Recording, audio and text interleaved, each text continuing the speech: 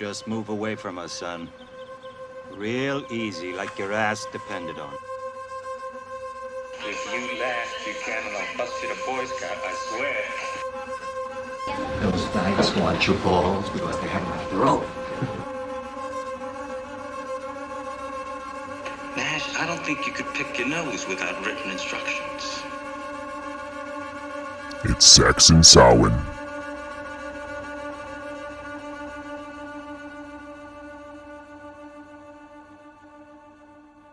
Hey guys, welcome back to the Blood and Black Rum podcast. I'm Ryan from CloseFlotation.com, and I'm joined with my co-host Martin. How's it going? Doing pretty well. We're still in spooky season, my favorite time of year, and we're only got a couple more weeks until Halloween. What do you plan on doing for Halloween this year? Well, usually I go over and help you guys hand out stuff, but we'll see because it's a Thursday. It'll be probably a last-minute decision if I want to, have to deal with the headache of going in and work at 3 a.m. Have a couple of smokes, drink some brown liquor, pass out with a hooker. The way God intended to celebrate your Halloween. That's right. We'll probably go trick-or-treating and also hand out candy. It's my favorite thing to do, of course.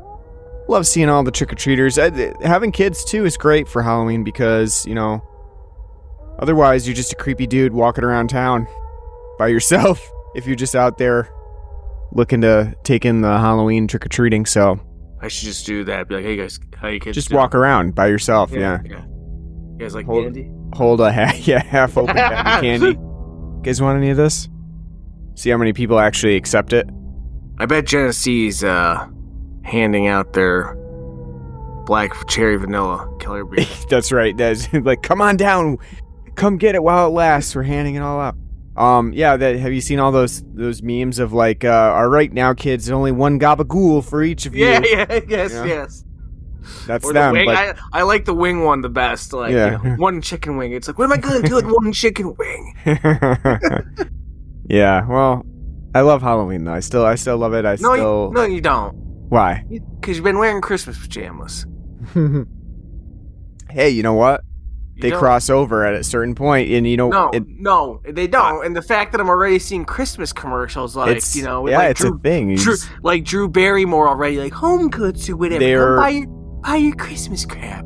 They're wanting us to get ready for the Christmas podcast episodes. They're like, you guys gotta decide what you're doing this year. Are you going to do the Netflix Mean Girls Christmas movies because both Lacey Chabert and Lindsay Lohan have a Christmas movie on Netflix this year?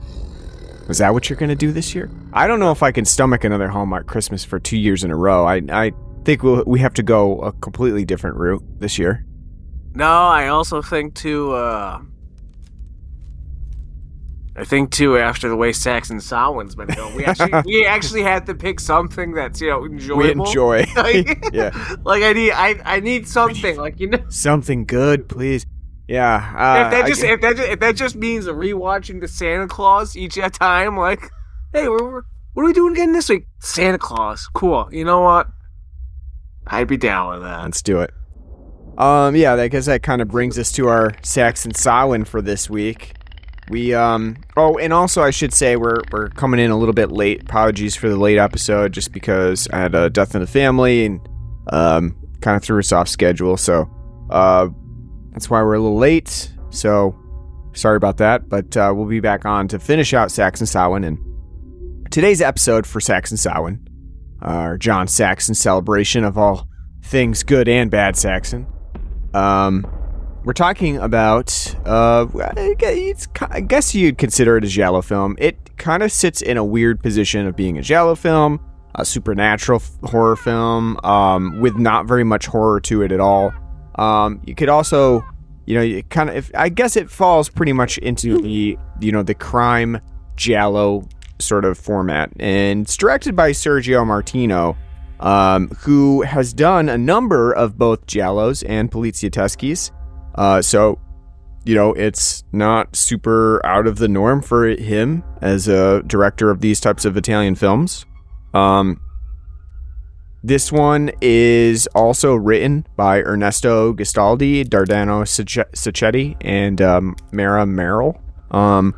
And Gastaldi and Sacchetti are very well known in the Italian genre. They wrote a number of, I would say, somewhat good to not very good giallos and poliziesquis of the time. They were all over the map when it comes to those types of movies. And again, like I said, it's kind of up in the air as to what you're going to get with screenwriting duties from that. Some of their movies were actually quite good. Others were kind of just like, hey, we need a script. Can you throw one together? And they did. One thing I would say, though, about both Sacchetti and Gastaldi is no matter how you feel about the actual movies that they wrote, and the quality of them, it is pretty amazing that they wrote like a large number of Italian polizieschi and giallo films of the time. Like, they just were ripping them out. So it is very, I think it's impressive, sometimes, especially with the scope too of how very different some of the movies are in their oeuvre. I think it's impressive. Some people might just say, well, you know what, they were just fucking pumping them out, and that's why there's so much difference in the quality. But, it is important to just point that out as well, that they're on here. And also, a very confusing thing about this movie, this one's called Scorpion with Two Tails. Martino also directed The Case of the Scorpion's Tail, which makes things even more confusing when you're trying to think about it. And multiple times during this Saxon Samhain, I looked up The Case of the Scorpion's Tail, thinking that that's the one we're going to do. And I'm like, wait a second, John Saxon's not in this movie. Well, no, that's because he's in Scorpion with Two Tails, and even that, he's barely in. I'm just looking at Ernesto's Gastaldi's filmography. He's got a writing credit for Once Upon a Time in America, the Sergio Leone film. So yep, like I said, he did a lot of movies. They both did, and they both worked on a lot of poliziesquis. They worked on a lot of giallos. Like I said, there was a lot of, some things were really good, some things were really not so good, and that's the Russian roulette that you play when you're gonna watch a Gastaldi or a Sacchetti movie. You don't really know what you're gonna get until you've seen it. And of course, as it probably seems, we've never seen Scorpion with Two Tails. And so that's why it took me by surprise when I found out John Saxon is in the movie for all of 15 minutes, maybe. It's not a very big part for him. And you know that right from the beginning of the movie, too, because he gets a with credit. It's like, it says, and even it's in Italian, but I believe it says, like, with an appearance by John Saxon. So you're like, oh, shit.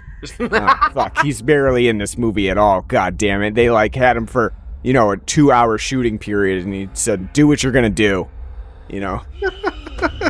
So... all these films have kind of blended in together with their themes and shit that we've done. It is true, yeah. Outside of the evil eye, they've all what's the difference between this, the Bees, Cannibal Apocalypse? That's for you to sit down and watch them. It's true. Figure it out.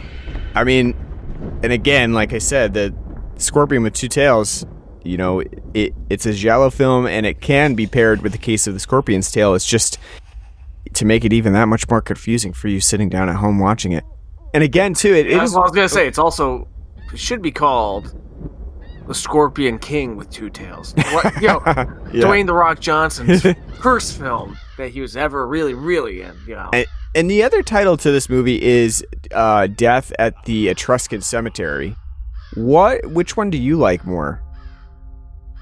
Scorpion with Two Tails. You like that one more? I mean, it has nothing to do with anything, but if the English title to get you to come and watch this film was like Death at the Etruscan Cemetery, you'd be like, yeah, you know what? That sounds like a Matlock episode. Yeah. Or just like daytime television. NCIS, Miami, Sorry, I guess I'm wrong. It's Murder. My Italian's not so good. It's Murder at the Etruscan Cemetery. But either way, point stands. I feel like the Etruscan Cemetery element to it, too, is kind of misleading because that kind of makes you think, like, oh, this is going to be kind of a cool supernatural, movie. There's going to be like a creepy cemetery, kind of akin to like the Blind Dead trilogy, something like that. And that's really not what you're going to get whatsoever. So I do think Scorpion with Two Tails is sort of like sets that tone for, this might be like more along the lines of a giallo film. And then, you're going to be disappointed either way, but at least this one actually gets you into the mindset of what you're going to get in this movie. I would say even the synopsis of this movie makes it sound like it is more interesting than it truly is. In my opinion, I think that what this movie boils down to is pretty tepid and not super interesting. So, which we'll talk about when we get into the movie itself. But suffice to say, neither of us saw this movie, so we had no idea how much John Saxon was in it. Guess we didn't do enough research on how much John Saxon was actually in this movie, but still, he is basically, if we're talking about something like the Bechdel scale, which is like, do two female characters talk about something other than a man? This movie has the John Saxon scale, which is everything about this plot revolves around John Saxon's character. So I guess it's, it kind of meets the criteria anyway. So he's our MacGuffin. Yeah, that's right. But at the same time, though, I think it's kind of appropriate while we're doing Saxon Samhain to do a film where it's tangentially John Saxon. True. Like you want a film where it's just like a brushing with him, like not a full taste of him. Yeah, so, we could talk about how much does having John Saxon here offset the rest of the movie that you have to watch, that you have to get through, and like in this movie too. Again, luckily, he's in like the first 10 minutes, and then you can just say, all right, put it away. Just wrap it up. I got my John Saxon fill. I'm going to pretend it was a short film with him. Take him out, and that's it. Also, too, this is another film that's on Tubi, so yep. John Saxon right now, king of Tubi. And this movie has not had like a very wide Blu-ray home video release, which is, I guess, you can draw some conclusions from that. It hasn't been like widely asked for. Like no one's sitting around saying like, please, can we get Scorpion with Two Tails on 4K? If even Severin's not willing to put it out, it's probably not worth the wait. Right. They're like, it's not even worth the time to sit and transfer this fucker. Yep. Yeah, and I think you said that at one point Full Moon did put this out. The one random review that I pulled up because I like to see before doing the podcast, I pull up like a random YouTube review for some of these obscure films to see if there's any scuttlebutt on YouTube, and like for most, none, but it's just one random kid with like you with 40,000 Blu-rays, and he's like it was only a 6-minute review. I only watched the first 2 minutes though, because all he was talking about was how shitty the transfer was. He's like, this is the first disc release of this film, and it's on Blu-ray, and what a fucking horrible transfer Full Moon did. Don't know why they bothered you doing it. They didn't put any effort into it. This is trash. And that's why I did think that it was kind of interesting that Full Moon released it, because that's Charles Band's production company, from like the Puppet Master series and stuff like that. I do find it interesting that Full Moon was the one to put that out. So yeah, it kind of makes sense though for it to be shitty though, because they shot it in 16 millimeters. Yeah, I was thinking that too. It's not. It's never going to look that good, really. And then they blew it up to 35 millimeter for theater, because like they were originally planned on, as you said, I think you might have said, but like even before though, before we got to this, they planned on this being like a TV serial, like an 8-hour TV serial, which thank the good Lord they didn't, because the 98 minutes they used in this film are, I mean, tepid. I feel like I can see where I could see where they would get an 8-hour serial out of this, like in a different manner. But for what we get, it's definitely would have been, it would have been rough to have that. But so this one really didn't get much of a home video release besides that Full Moon. Other than that, it's not like we've gotten like a really good transfer. So again, whatever you're gonna watch it on, whether it be Tubi or your Full Moon picture, it's not good. And like Martin said, 16 millimeter shot on is not gonna really look that great, but you can really see sometimes like the the very aged quality of the movie itself. And you can also notice that it does look very soap opera TV show-esque at times, like the way that it's shot, all the blocking and stuff. Yeah. Yeah, I was gonna say. Sorry to interrupt. Was yours also in 4x3? It wasn't. No, it was not in 4x3. Yeah, mine was not. The 2B one, it's in 4x3. So literally, you're watching it like it's meant for TV because it's basically just you're sitting here watching it on your modern 60-inch TV screen. It's just boop, boop, boop, Yep. little All right, let's take a break real quick before we get into the movie to talk about what beer we have on the show today. Better be fucking good.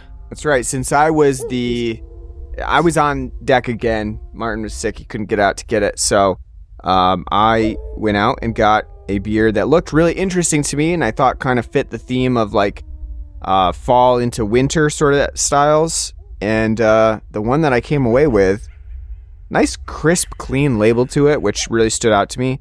It's Goodwater Brewery, which we've never had before. I've never heard of it. Now, where'd you get this? I got it from Midtown. Okay. Yep, they're out of Williston, Vermont. Again, I've never seen them before. This is my first experience actually even seeing Goodwater Brewery's cans anywhere available. I don't know if at the bottom I'm checking it. It's got a date on it. I don't know if that's a brew on date or a sell by. Why? What do you got for it? 06/07/24. So even if it's like that a sell by, that's not even that bad. So I mean, it's like 2 months out. But yeah, that's what I was thinking. Yeah, this one is the McAllister Red Irish Red Ale. It's got a nice little like crest coat of arms on it. Very classic looking Irishy style with a nice clean white label on it. And that's really what stood out to me about this. And not only that, but I do like a nice red ale at times. I know a lot of people. Oh, go ahead. It's an underrated style. Exactly. I know a lot of people do tend to drink red ales just because of the St. Patrick's Day sort of Irish thing, but I do find red ales to be a nice fall winter complement. I think that they go well with like the caramely maltiness that is sort of like, you've been having Oktoberfest. Here's like just a little bit more, caramely malty element to it to get you kind of warmed up. So I really like red ales. Like you said, they're underrated. A lot of people don't make them or they're just not appreciated. I wonder how your friend Chad feels about them. You mean Fiden's mule? A guy who doesn't really like an Oktoberfest, huh? Wonder how he feels about Reds. You know what? Don't be poking the bear. That's right. So anyway. Yeah, as I say, you say that. See, like, I'm going to defend him now, because, listen. If you ever want Fiden's to be muled again, you gotta, make sure you keep him in your heart. Don't be, calling him a piece of shit like that. Well, I will say,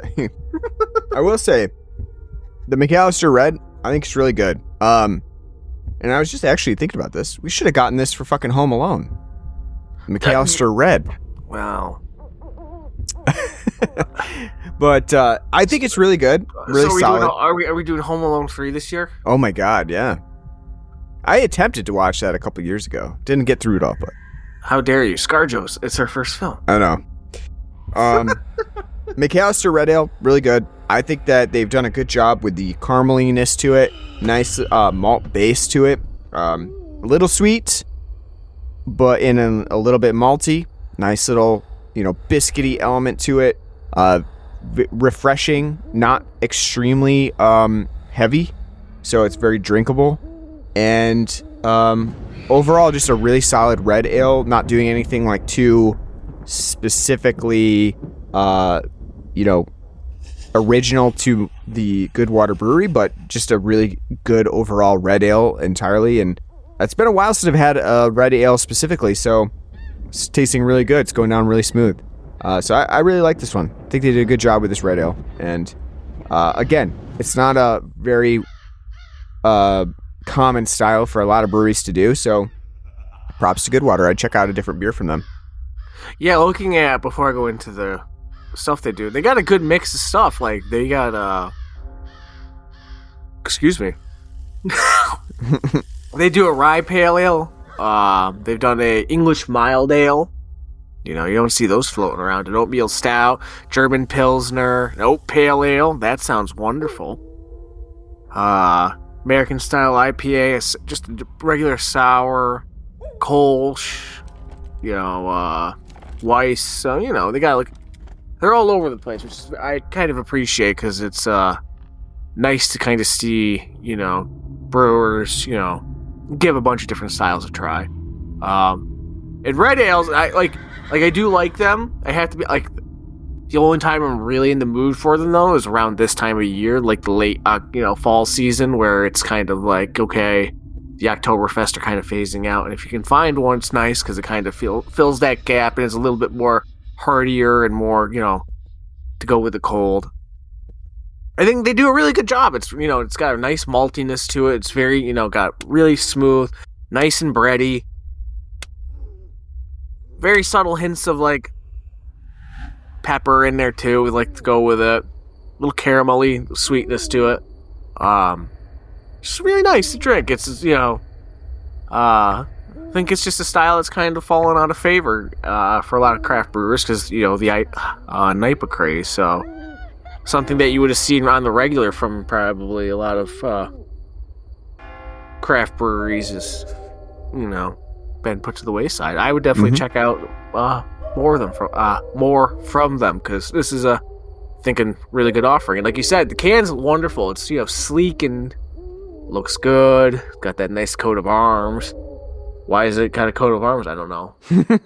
Yeah, but it's just cool. How do you feel about breweries? Like, it sounds like Goodwater Brewery is one that are stepping away from just doing like IPA styles and going back to like the roots of you know, classic style beers.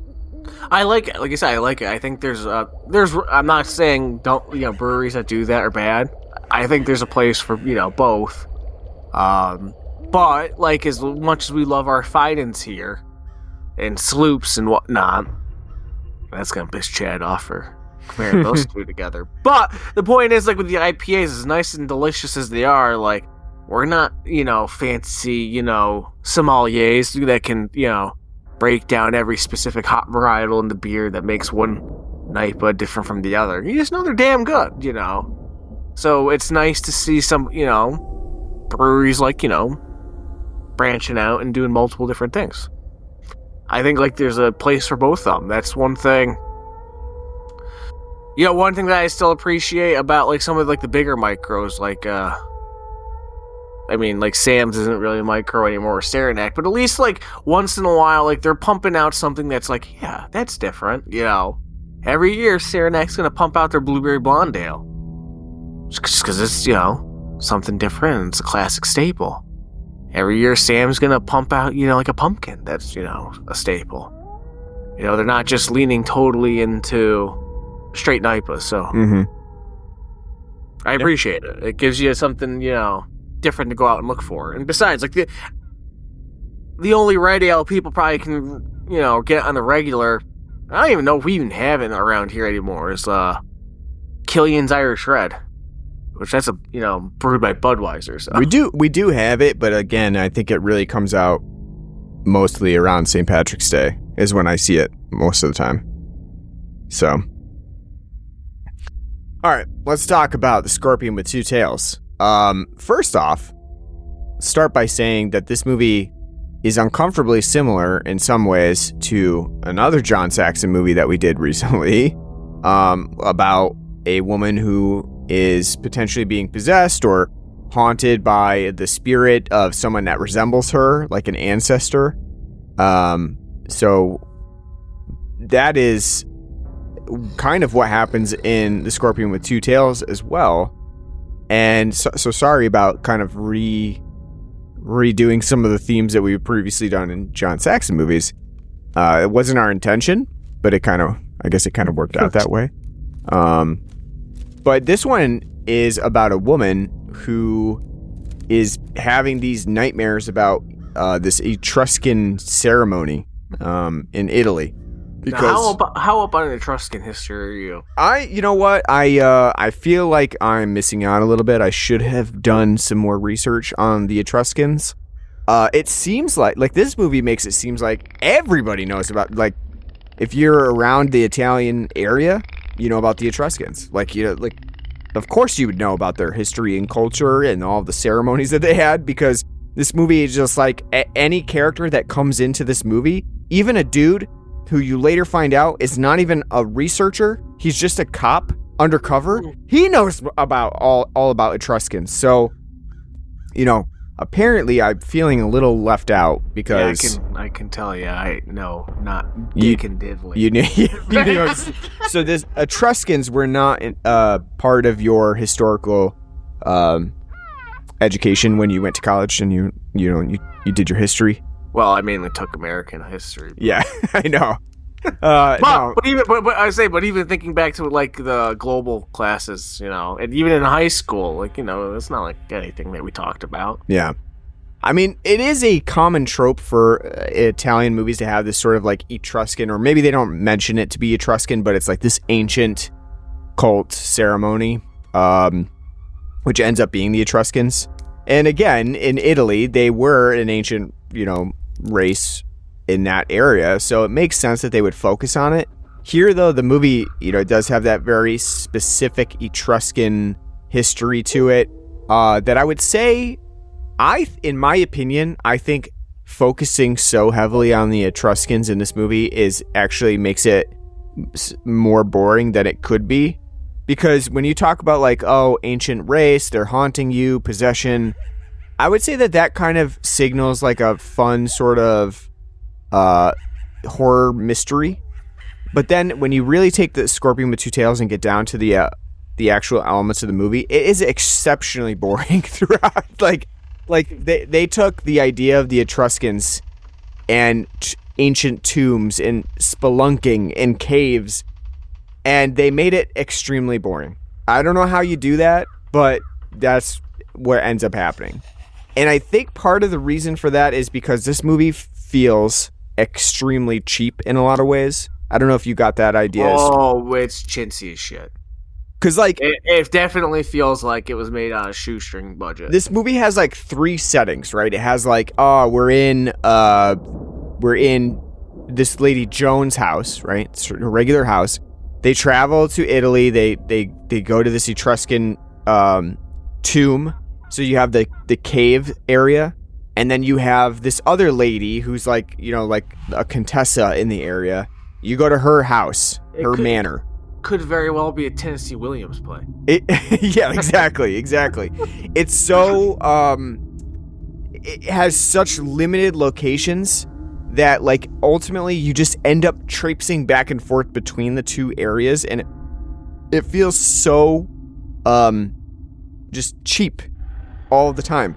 And the cave system that this movie gets into is surprisingly boring, because Martino does not give you a very good sense of direction about this cave. So, like, they'll just say, basically, they'll be like, we're going into a new tomb in the cave. And it's like, for one thing, how many people are, you know, archaeologists, and they're finding tombs literally every day? Like, they're just going to a new tomb every day. We discovered a new one. I don't know. It's just like, it's just sitting here in this cave. No one's found it, and we just discovered it in the course of one day. I would say that the overall, like, all the locations are really, really just forced, and they don't have much in the way of interest, and they're very, like, cheaply produced, and I don't know. It looks like a poor version of what the hell, like Legend of the Hidden Temples. Yeah, right. Yeah, like, you know, like, you gotta make it your way through the temple to get, you know, to the treasure.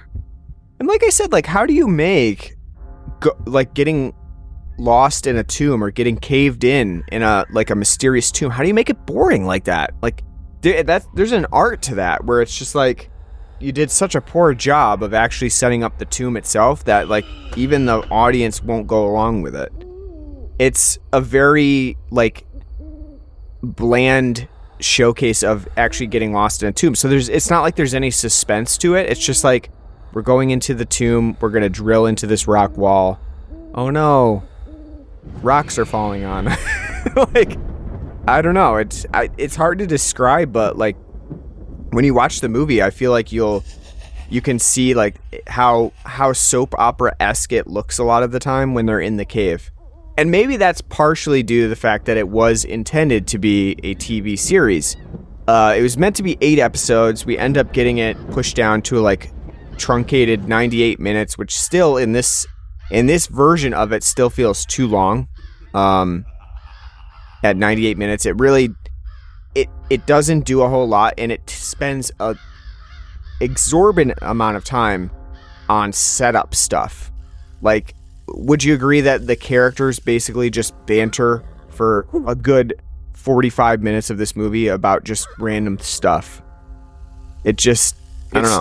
It's you're right. It's tedious, and like I was checked out for like a good 25 minutes of this film because it's so just pedantic, tepid, and boring. Like these assholes talking about Etruscan stuff, and again, this film is like, as I say a billion times on here, when we do Italian films, is literally the worst of Italian tropes.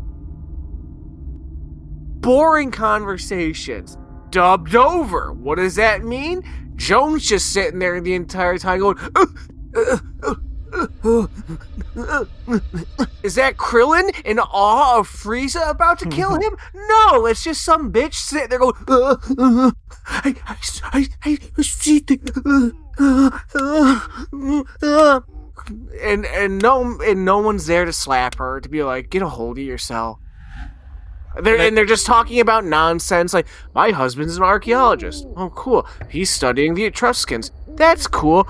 There's a lot of stuff that he could find. It's a lot of cool. My dad's also really into this stuff. Isn't there stuff going on? There's stuff going on. Well, now that we're done having tea, let's go to this cave. Now we're in the cave. What's in the cave? There's smoke everywhere. Isn't there? Hey, look, Etruscan stuff. Hey, look, I'm having a vision. Volsky again. Let's go back because you're having a feverish dream because you're a woman. Back to the townhouse and repeat and rinse, for 20 more times. Yeah, I think that the part of it is that it's repetitive. Part of it, too, is that I do think they tried to pack so many different things in this movie, where they tried to, basically, you can see where this movie could have been a TV series. I agree, it needs a lot of work still as a TV series, because as an 8-parter, I think they're really stretching what it can do. But if they did take the time to kind of flesh out some of these other ideas of like, what are Etruscans? What kinds of history are we looking at? Like what explain like the life stones and the immortality stones and like those are coming back from the dead and stuff. I feel like there is some ideas there that would make it to be an interesting miniseries if they're fleshed out. But in terms of what we get with the Scorpion with Two Tails, it is like rapidly ripshod, just saying things to you about like Etruscans. Hey, here's an antique jewel with two scorpions' tails on it. What does it mean? No one really knows. Like you don't really even get much backstory about what it actually means. It's just like, here's this jewel with a scorpion with 2 tails, and literally Joan's like, I feel like this is mine, and the guy's staring at her like, oh, the fuck are you talking about? It's like hilarious too, because it's a jeweler that's like giving it to her, like, yeah, your husband brought this in and I guess it's supposed to be a gift for you. She's like, I feel like this is mine. He's like, yeah, it is. I told you, it's a gift for you. Like, it's literally yours now. Congratulations. But everything is just so rapidly thrown at the audience in a very boring sort of like historical context that doesn't really end up making much sense. It is probably the worst of what giallo films often do, is like to try to muddle the plot with all of these various side stories going on at one time. When you think about some of the best giallo films, they have a very specific arc to them. Like maybe there are specific murders and there are specific reasons that we get for those, and it follows those murders, and there are just a few suspects that can possibly be the killers. And then along the way, you get like the black glove killers and all of that sort of thing. The Scorpion with Two Tails is a giallo in some capacity. It does have like a couple of giallo-esque moments to it. A lot of those are actually red herrings, though. Like the one scene where you see a black glove killer getting ready with a gun. That's a red herring. It actually doesn't even end up being part of the overall killer plot. So I would say that the Scorpion with Two Tails really struggles to set up that whole giallo element to make the viewer actually care about who the killer is, because there are so many different avenues and so many possibilities as to who the killer could be. You end up not even wondering who it is. You're just like, I don't know, it's going to be some fucking thing. Like, you know what I mean? Like, it's going to be something that comes out of left field. Because I think that that's what happens again and again with the Scorpion's Tail and with this Scorpion with Two Tails. And it doesn't end up being a very interesting mystery to try to solve on your own.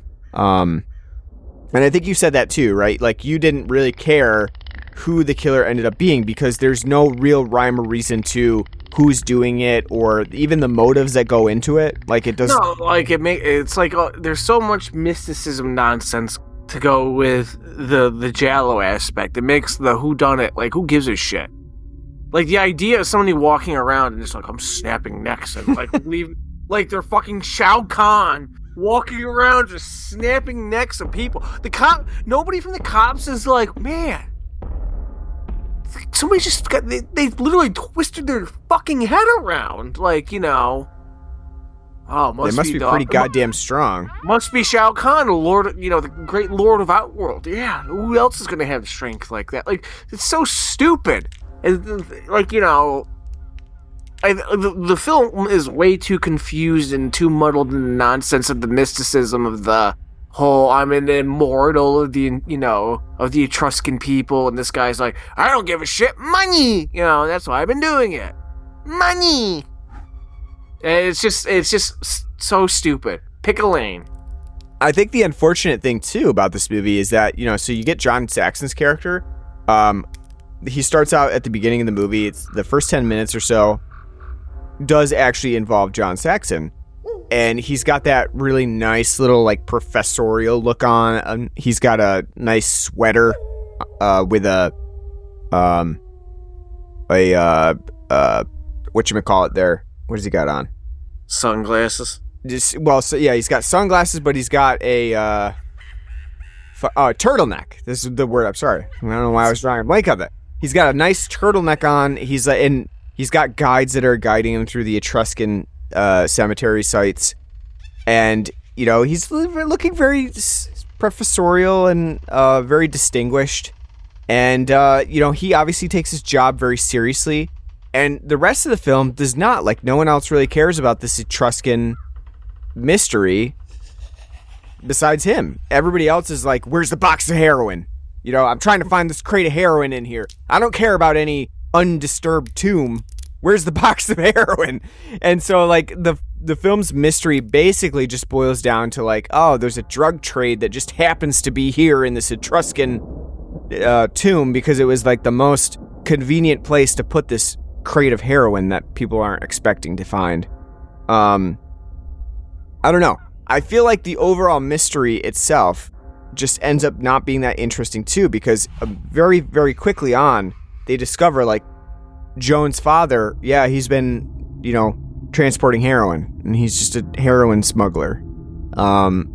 And they make it look like it's part of, like, this discovery and research in the Etruscan tombs, but really, the big trade here is heroin. And so, like, the whole thing just boils down to, like, drugs, right? Like, all of the what could be interesting giallo mysteries about motive and things like that is just like, it's drugs. It's heroin. So, you know, here Martino is kind of combining giallo with poliziesque, and in my opinion, it doesn't do a very good job of doing either of those things. And that might be partially because of how they had to cut this down, because everything seems like very, very cut and dry, rushed, not done very well. Like, all of the dream sequences too that we see seem like they just come out of nowhere. Like, they really make no sense in terms of why they're stuffed in there. All of the maggot sequences that are, like, straight out of, you know, something like Suspiria, which had a lot of maggot sequences, I don't understand again why she's just seeing maggots for some reason. It's just not explained. Just creepy. Yeah. And this movie tries to have that element of like, it wants sort of like that creepy giallo murder mystery. At the same time, it wants a supernatural element to it, but it doesn't do very well in either regard. I would say the only real thing that I can pinpoint that is actually kind of interesting about this movie is the goblin-esque soundtrack, which I found to be kind of, like Inferno-like at times, where it like swells. Did you catch that? Like the synth? Yes, but it's so meandering and like weird at times. Like the whole like scene when they're in the grotto and it's like bum bum bum bum, bongos like playing like. Yeah, I think part of the issue is the editing of it all, because the editing is done very poorly. And I'm not sure if that's because of like the source, the transfer that we saw, or if it's truly just the way that it was put together. But this movie is really poorly edited as well. It like will shuttle back and forth between different scenes. And all of the music score too is just like all the cues are off. Like it just is really strangely put together. I don't know. It's a hard recommend, honestly. And with John Saxon only being in it for like 10 minutes, it's tough. What do you think about John Saxon, though, like when he's actually in the movie? He's got that first 10 minutes. Later on in the movie, he kind of comes back for a little like flashback sequence of like him hiring grave diggers to go in with him. How do you feel about John Saxon in this movie? Best part of the movie.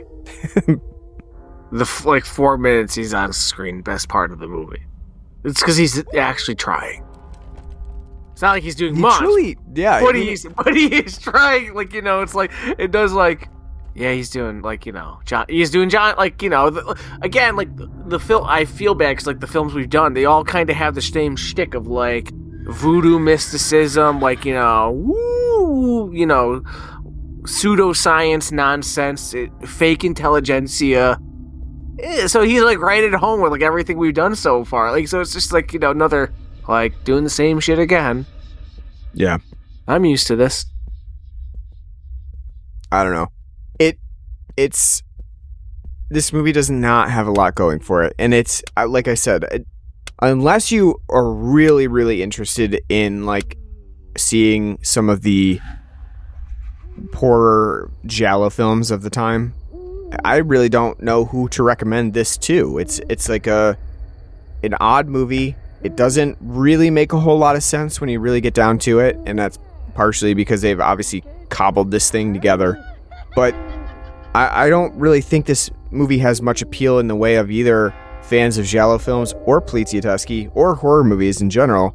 And I even had like my son watching this for a little bit, and he was like, "Oh, just this movie's scary, right? I shouldn't be watching it." I was like, "No, it's not really scary. It's not really anything." You might be kind of bored with it. I don't know. You might not really find much to enjoy at all. Nothing's going on. It's the one thing that I did find really funny though is when they first meet up with that Domelli, who basically starts like grabbing Joan's hair, and he's like, "You look so much like this hieroglyphic that's on this wall, Etruscan wall." And then they bring her to the wall itself, and she's staring at it like it looks just like her. And then the camera shows it. It's like, it looks nothing like her, like at all. Like, even if, like, who put this together? Because you would think that when they drew it out, they would have made it actually look like Elvira Audrey, or whatever her name is, Elvira Audrey. And they didn't. It just doesn't look like her at all. It's like, no, it's not even close. I don't know why that was a plot point either. Again, it like does this weird thing where it wants you to think, there might be a mystical element. She might be descended from this Etruscan race, and she's sort of like an immortal. But it goes nowhere. And that's the whole idea with the scorpion with two tails too, is like there's that pendant that seems to be like something that she used to have in a past life. But again, it goes nowhere. It's brought up like one time and then forgotten about. It just doesn't have much going for it. how do you feel about the whole like grave diggers that come in and stuff too? Because those are probably like the most animated people in this movie, and yet they don't really end up getting to do a whole lot either. Yeah, like the James Bond sequence. Yeah, where they're like drilling through the rock wall. And it's just like, what the... Nah, like, again, it's like a weird fucking fever dream. It's like, what the hell's going on here? Like, this is just ridiculous. I like Paulo Malco's character, Mike Grant, though, because he probably has the most interesting element. He's the researcher who's been, basically researching Etruscan culture with Joan, and they've kind of fallen in love after, John Saxon's character's been dead for only like a couple days. They're already starting to like hit it off with like a steamy passion. Careless whisper plays in the background. And eventually Mike is murdered, gets his head twisted around, and then at the end of the movie comes back from the dead wearing like a mask, like a really, really poorly crafted mask. And he comes back from the dead, and it's just like, you're, as the audience member, you're just like, okay. Like, sure, that's the thing that happened. It's like, what? Okay, I guess that's happening. Yeah, exactly. And again, like by that time, you're just like, all right, let's get this movie ended. So I'll allow it. If Mike Grant needs to come back from the dead for some reason, I'll allow it to get this thing over with. And it's funny too, because at the end of the movie, where we have that little romance scene between Joan and Mike in the car, they the way that it fades out with like that musical romantic score is extremely TV oriented. I don't know if you caught that too, but I was like that the whole end sequence is like a TV soundtrack in the way that it's just so absolutely cheesy. I do wonder what this would have been like as a TV show. I think it would have been awful. Yeah, it would have been an 8-parter that every episode you're like, good lord. I don't think they had enough thinking power behind it to, make it to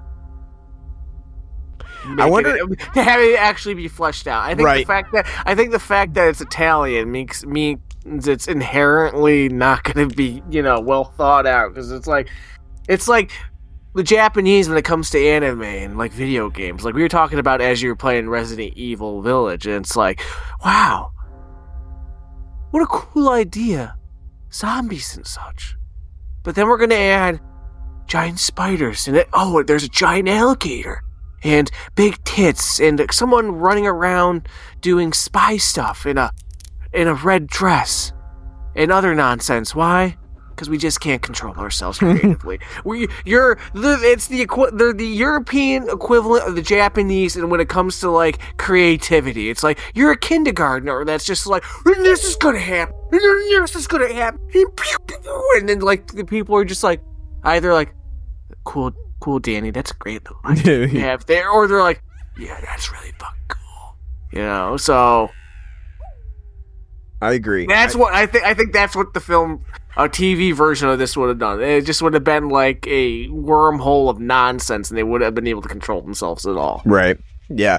And I think that, trying to flesh this one out for 8 episodes would have just shown how actually this does not come together whatsoever. Like, there's really no rhyme or reason to the storyline at all. I think that it's like, at the end of the day, this movie does not really know what it wants to do. It has no idea if it wants to be like a supernatural movie or more of a giallo element to it. And that's what really makes it so difficult to watch.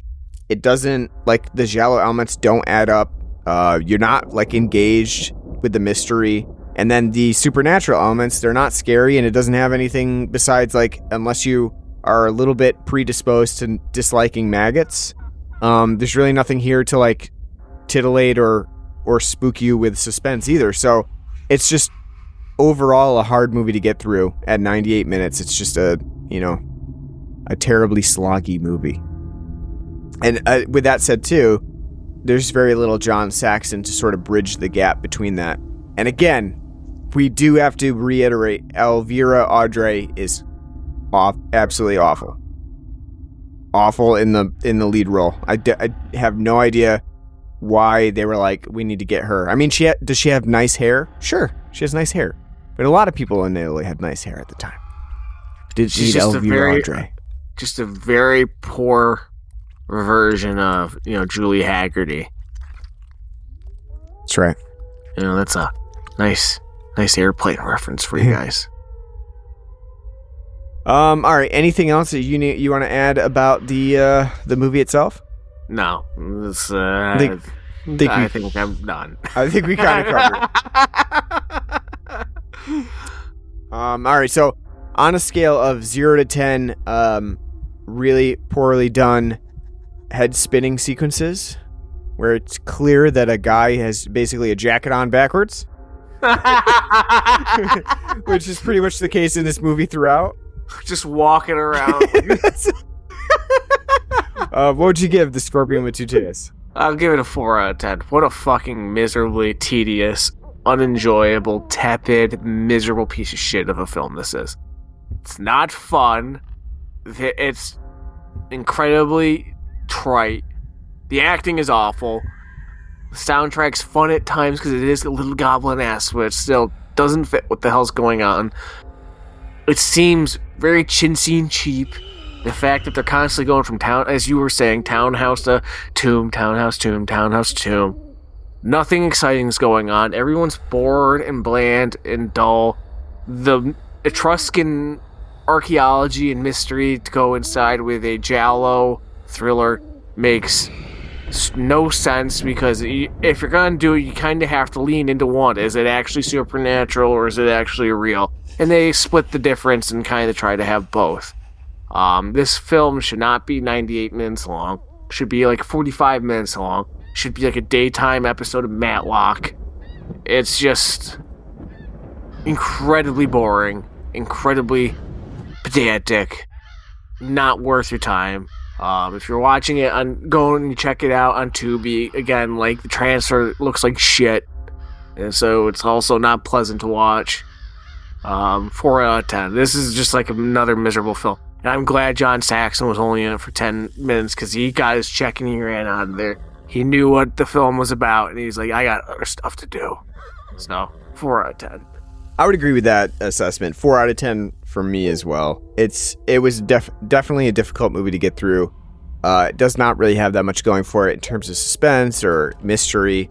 I would say that overall, the amount of red herrings that it offers and like the possibilities of the killers is just kind of endless, because there's so much going on that it really does not leave much in the way of the viewer being able to actually figure out who the killer is. And then actually, when you do find out who the killer is, it's extremely underwhelming too. It's like, oh, okay, like the random dude that we just met? Awesome. Great. So, I would say it just doesn't have a lot going for it. This does feel a lot like a TV movie in a lot of ways.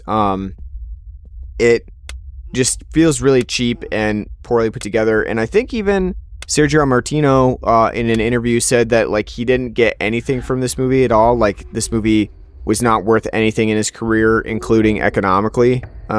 He said, it didn't add anything to my career, not even from an economic standpoint. So even the director himself says this movie is fucking shit and, it's not worth anything. And I would agree with that. It's really poorly put together, poorly edited. Audio cues are all wrong. Everything is just done very, very poorly. So 4 out of 10 for me. Do not recommend. If you're looking for something to watch for your Halloween season, like, stay far, far away from The Scorpion with Two Tails. It is probably one of the worst, like, giallo type movies that I've seen. So that was a glowing review. We're on a good track record with Saxon Samhain. Next week we are going to be back with our final Saxon Samhain episode, and it's going to be My Mom's a Werewolf. Kind of going a different route with the John Saxon movies here. It's more of a horror comedy. It's American, so it should be good. Also true. I've never seen this one either. At least well made, I should say. Hopefully, maybe we'll see. We'll see. It doesn't necessarily mean that, but I know, we'll see. but I mean, in my heart of hearts, I'm just thinking, like, God, just be something for the love of Christ. I'm kind of interested in seeing the more comedy element to it, too. Seeing John Saxon in a comedic role. I think it's going to be great. All right, well, thanks for listening to our episode on The Scorpion with Two Tails. Sorry that was so painful. Hopefully my mom's a werewolf would be better. If you want to hear our episodes on Saxon Samhain, our last episode coming up for Halloween, or revisit any of our previous Halloween episodes, check us out on any podcast app you can think of, or Google Podcasts, Apple Podcasts, or Homebase. At Spotify, probably there's other stuff too. I was going to say Stitcher, but I don't think that's even a thing anymore. Anywhere that you can get podcasts. I was going to say, didn't Spotify like buy Stitcher or something? Something like that. Anywhere you can get podcasts, we're on it, so subscribe to us, leave us a nice review. If you do want to do an ad with us as well, we are happy to trade ad space, so just let us know. We're on Facebook and Twitter. Search for us on there, Blood and Black Rum Podcast. We are we have an email address too, bloodandblackrumPodcast@gmail.com. Write to us, let us know what you like, what you don't like, what movies you want us to cover, and we'll definitely keep that in consideration. And we have a Patreon page, or you can donate to us on our Spotify page too. Anything you donate goes back towards beer, so we appreciate that in advance. Thanks for listening to our episode on Scorpion with Two Tails. Hope you come back for My Mom's a Werewolf as we finish out Saxon Samhain. And until then, take care.